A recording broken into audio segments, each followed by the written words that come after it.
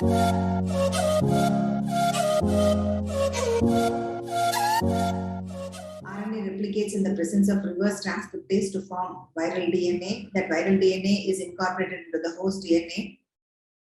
And again, by transcription, viral RNA will be produced and packaging of viral particles. And this, after multiplying, getting multiplied, it enters into helper T cells. And thereby, that will affect the function of helper T cells. Okay, so again here, they replicate to produce more viruses in helper T cells and attack the other helper T cells. Because of that, totally the immunity gets weakened. Yeah, so what are the effects?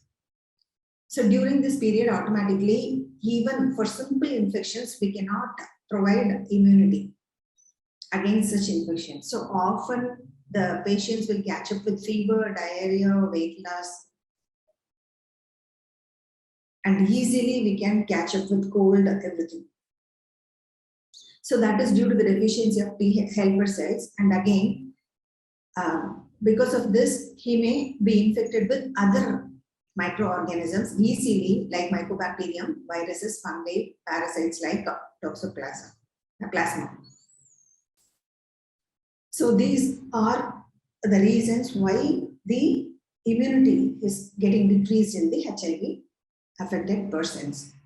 And how we can diagnose by ELISA, enzyme-linked immunosorbent assay. What is the expansion of ELISA? Enzyme-linked immunosorbent assay. And again, treatment. So antiretroviral drugs are partially effective. They can prolong the life, but death is confirmed. So what are those drugs helpful in antiretroviral activity? Zidovudin and acidothiamidine. And again, after a few years, if it is getting after a few years or month, if the virus is getting tolerance for this, that is resistance for this, again we have to change the drug like dideoxyinosin and dideoxycytidine. Because so if we provide like dideoxy, the viral genome, what is the mechanism behind this? Viral genome can't be produced.